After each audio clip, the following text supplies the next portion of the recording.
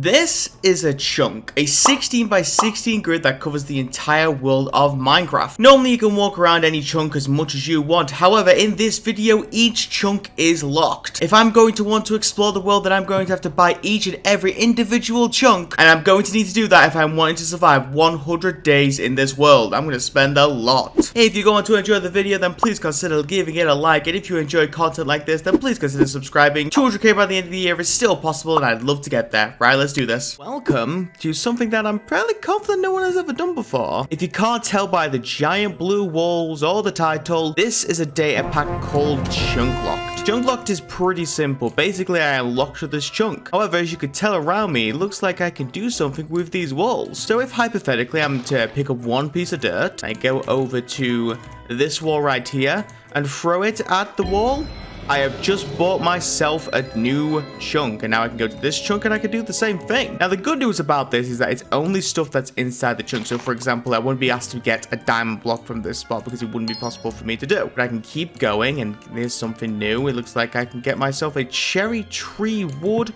There's honey there, there's birch wood there. It's stuff that I should be able to get in due course, which I don't think I'm getting any of it at the moment. And the goal is really simple. Survive 100 days, hardcore Minecraft. I mean, everyone really understands how this works, right? So my goals are simple. I want to unlock as many chunks as possible. I still think defeating the Ender Dragon and the Wither would be cool, especially in a world where I can barely go anywhere at first. We'll have to see how much we can do, but I'm fairly confident that I can unlock a lot of this world by just, buying wood. Keep making our way through, and yeah, we'll see what happens.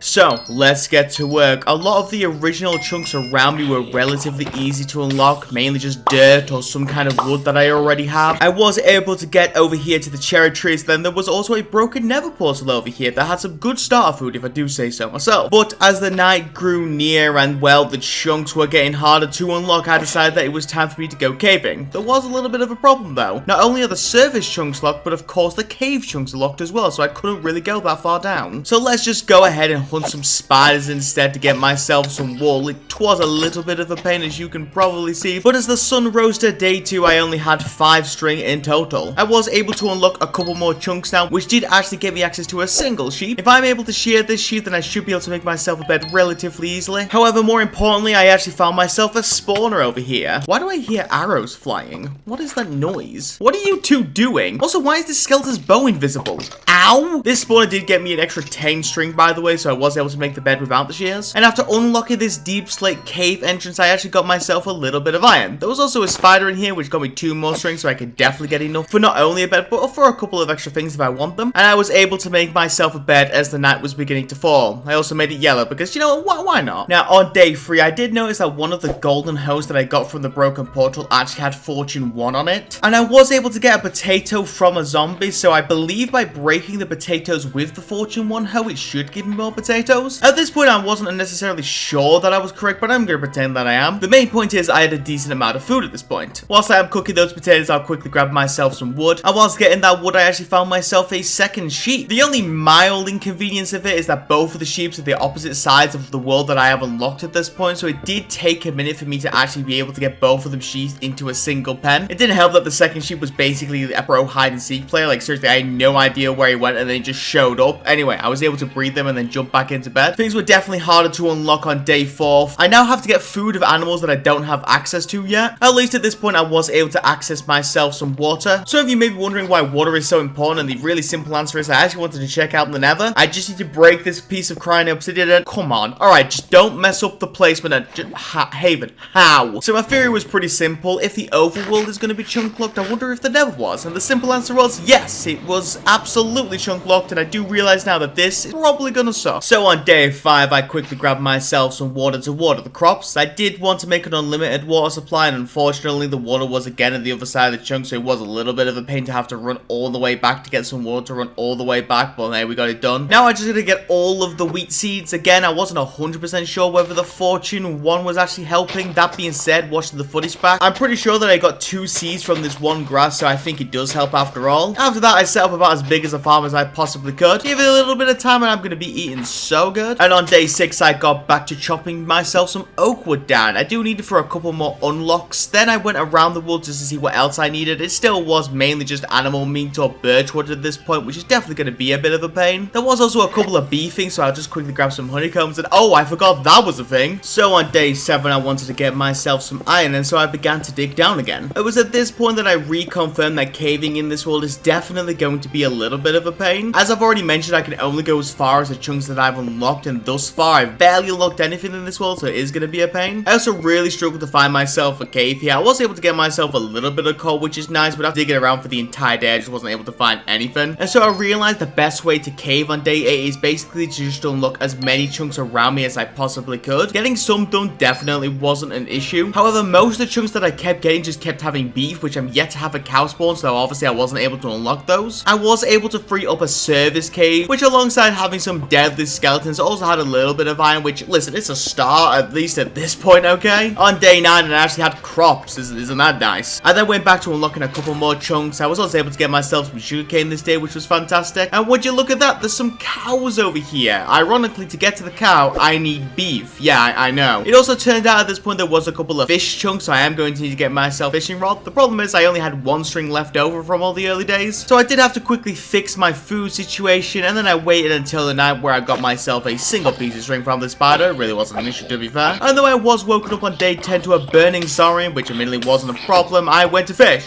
and yeah, I fished. Look at me go. Anyway, got myself a little bit of a haul, which admittedly wasn't terrible, and I used that haul to unlock a couple of more chunks where I got so close to the cows, but unfortunately I wasn't able to make it directly to them. That being said, I was actually able to get one of them over to me, which is a start, so we'll take that, we'll bring them back and put him in the pen. I was lucky enough to get myself another cow on day 11, slowly leading him back to my base. We can call this a base, sure, why not? And now that I do have the cows and the sheep, I'm going to need a lot of wheat. And you want to know a quick way of doing that? I just need to get myself some bone. Luckily for me, the spawner next to me was a skeleton spawner, so I set up a mini grinder of sorts and started grinding skeletons. I did hear a couple of noises above me, but it was just like a cave in the mountain, so I was able to just quickly light that up, and then I went back to skeleton grinding. And with these bones on day 12, let's get some bone mealing done. I didn't just do the wheat, I also did a couple of taters as well, just to get myself some food. Listen, this is a start, we'll take it. For now, let's at least unlock some more chunks that I can, where I was able to get myself some chickens. I again very slowly brought them back, but hey, that's chicken, cows, and sheep in my pen, which is really good. So I dug down yet again on day 13, hoping to find that rare resource of iron. And would you look at that, a cave. Who'd have seen that one coming? Also death. There was death in here. Am I currently on one heart trying to survive? Well, that's none of your business, quite frankly. The point is we did survive, and so after carefully and slowly dealing with all the skeletons in here, getting a bow in the process, which is quite nice, I was able to pick myself up a decent bit of iron. I actually had 30 in total at this point, which is quite nice. And I was up the next day cooking that iron. Also wheat, definitely no longer an issue. But I was yet again quite low on food, so I went back to bone mealing some taters and having some food. It was slow going, but I was doing fine, all things considered. Even got myself some iron tools and iron armor now, so isn't that nice? And I was also able to get some chickens and breed them as well. I will need to extend the pen just a little bit, so let me go ahead and do that quickly. So I was caving again on day 15. Enchants would be nice, and I still do also need a little bit more iron, so let's see what I can find. And so after finding a new lower cave that actually had a little bit more iron, I got myself a diamond, followed by a lot more iron. I think it was one of those chunker veins that could have like hundreds of them, so that was quite nice. Also, hey, I found myself a spawner. I did quickly clear out the cave behind it, which had again a little bit more iron and chests. Well,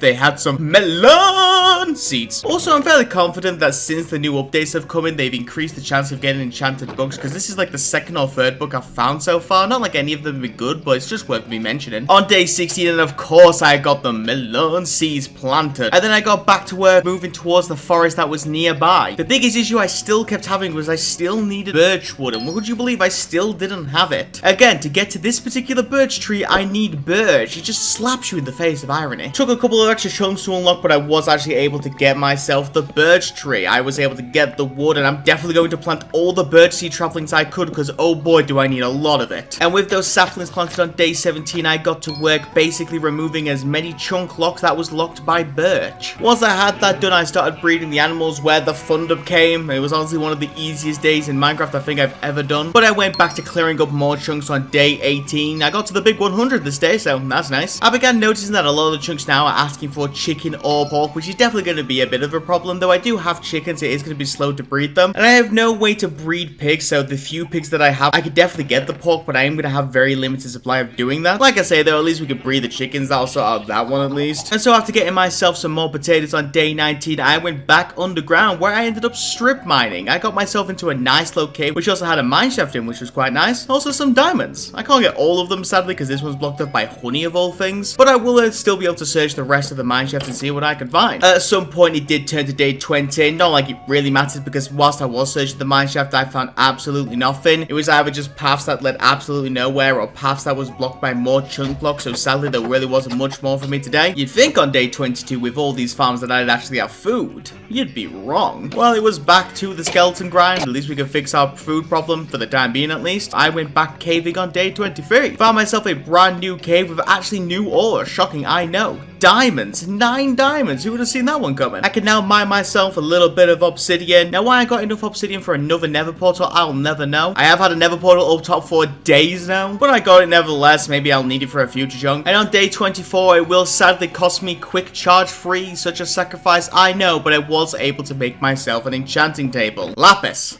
Ah, may have forgotten I needed that. Well, it was back into the caves. Did have to deal with a few mobs, which was a little bit of a pain, but admittedly finding lapis, that was relatively easy. And on day 25, we had ourselves some enchant. Let's go! And you know what I did for the rest of this day? I tried to get myself a horse. It would take me a very long time to travel these 6 chunks, so I really wanted to get myself a stallion. Now, admittedly, this horse was a bit of a pain. He kept going into the unlocked chunk, which, yeah, he was definitely a stubborn guy. It seriously took me about 5 minutes for me to actually get him tamed. Worst part is, even when I tamed him, he immediately ran back into the locked chunk, so I basically just had to wait for him to come out. Well, at least I was able to get him out and saddle him up. On day 26, I decided to go and check out the Nether again, see what that's about. It started out relatively easy, but when stuff like Soul Campfire showed up, I knew straight away that this was going to end up being quite the pain. It is a battle I'll fight soon, but for right now, I'm not ready. To sum up this adventure, I had to basically build around one of the locked chunks to actually get to my portal. A bit silly, but hey, what can you do? For the next few days, starting on day 27, I focused on farming and breeding to try and get myself a bunch of animals and crops done. It was by day 31 that I actually completed that adventure. To be honest with you, in the 4 days that I was doing that, I don't even feel like I got that much, but at least it was a start. But I reminded myself of my ultimate goals of killing a wither and a dragon, so I should focus on going back into the Nether and clearing up as much chunks as possible, hopefully finding a fortress in the process. I spent the next few days in the Nether basically searching around and looking as many chunks as possible. Honestly, it was kind of just a hopeful game. Finding a fortress here was definitely going to be a pain, but after only an hour, and trust me, only an hour is the correct phrase to say, I actually did get myself a fortress. The only problem is that I actually had to use magma blocks or slimes to get further in there, and I had neither of them. That being said, it only took me a second to get them, and so I was able to get in there, and well, there was a spawner right in front of me, which makes getting blazes very easy. It was definitely a trek over to this fortress, so I decided to get as many blaze rods as I could. As many as I could apparently equals 16, by the way, and that's as much as I settled with at least. And then on day 36, I was getting myself some blackstone. You see, I wasn't done. I had the blaze rod, so now I just need to find myself a warped forest to get myself some ender pearls. So let's get moving again. And I was on my last tater on day 38, but can you see it? The warped forest. Just need to get myself a little bit of quartz, which was a first. Now I wasn't able to fully unlock the warped forest, but I was able to unlock enough to actually be able to get myself some enderman killing. And at some point it did turn to day 39 where I was able to get myself the 16 ender pearls. I am unfortunately out of food at this point, so hopefully I have to be careful about getting back. Bad news is I did lose my sprint, but the good news is I was able to make it back to my portal only just. Now I can just go in there with no problem. Gas, go, gas, no, gas, don't do it. Gas, go, please, gas, come on, this is not, okay, cool, thank you. Yum, yum, yum, yum, yum. Anyway, day 40, and I'd like to personally thank these bone blocks that I've collected for making it very easy for me to get food. That was the easy part of the day. Now we can learn the direction of the end portal, which is kind of useful, I guess. I just gotta focus on gearing up a tiny bit better, so let's go caving. I spent the next few days in here. It almost felt a little bit like old Minecraft, actually finding diamonds that actually was more than a 1 vein, which is crazy. It was by the 45th day that I had myself 27 diamonds in total, which I would say is a good amount. We can head home for the time being. What I did realize though on day 46 is though diamonds are nice and diamond armor is even nicer, I do need some good enchants on them. So here's hoping the sugarcane will hurry up and grow. For now, at least let's make that nice diamond armor. I'd say I'm about halfway there on the books. I just need to grind a couple more skeletons to get myself a couple of levels. And then we took until day 49 where I was able to get my 45th book. I was able to set up my level 30 enchanter. The bow was great, the sword was even better, and then the pickaxe didn't have unbreaking. I will definitely take it. I just need to get myself some good armor enchants, so it was back to the skeleton grinding. Over the next 3 days, I got to work enchanting my armor to try and get as good as gear as I could. It did take a couple of attempts, but by day 54, here is my setup. It is pretty solid if I do say so myself. Now then, does anybody hear that phone ringing? Because it's the dragon calling me. Nah, that was lame. Now, sadly, just like the last couple of grinds, this was yet again going to be another grind for me to get all the way to the end portal, but it was one I was willing to do, so I set off into the world to actually try and get there. I literally didn't expect it to take me up until day 62, but here we are getting to the stronghold, where I was yet again instantly blocked off. After quickly getting myself some cocoa beans, I got myself to the portal, which was quite nice. Just need to get myself some stone, which again took no time at all. And just like that, I can light the portal. I didn't go straight in just yet because I wanted to see if I could find myself the library. Not like the library had any good enchanted books or any enchanted books at all, that is. And it was on day 63 where I went into the end. Now, originally I didn't think the end was actually chunklocked because that would actually be a bit of a pain, but then I realized that it was chunklocked, but only the pillars were chunklocked. Though all the stuff that was in here was really easy to get, you know, like endstone or ender pearls, it was really a simple thing for me to collect. The dragon also just let me do it for whatever reason. I barely even noticed that he was here for the most part. But after unlocking all the chunks and taking down the dragon with relative ease, it was, yeah, just another dragon fight for me. I got the head collected and let's go and check out the outer ends. I was hopeful on day 64 that I could find myself one quite quickly, and oh, well, that was very easy. It was again chunklock, but yet again it was very easy for me to actually unlock it, so getting the elytra was such a quick adventure, let's be honest with you. And now it's time to get home. I did make this little end statue thing, which I thought was kind of cool, so yeah, not too shabby. And so I thought on day 65 with the dragon down, how about the wither? Well, let's at least plan it for the time being. That's if I can survive these ghasts. Now, I do actually have myself access to a decent amount of the fortress, but I am going to actually unlock more of it just so I can go as far as I can to find myself the wither skeletons. And so pretty much all of day 65 was spent doing that, just unlocking the chunks. And I believe it was about day 66 where I actually got onto the grind itself. Also did get myself an armor trim, so that's kind of cool. And admittedly, it actually wasn't as bad as I thought it was. Between 67 to 71, I was able to get myself the 3 wither skulls. It admittedly wasn't too bad, so I'm not too disappointed by that one. At least we got that one out of the way. And then on day 72 in spirit, I should be ready to fight the wither. Because I don't have any potions, well, I just didn't really want to risk it at this point. And guess which sucker forgot to pick up some nether warts whilst he was in the nether? That's right, it's this guy. So I did have to quickly run back to the nether to collect myself some warts. It was night by the time I got back. And on day 73, I collected some sand and wandering trader with sugarcane and saplings. Wow, that would have been useful last time. So let's make some potions.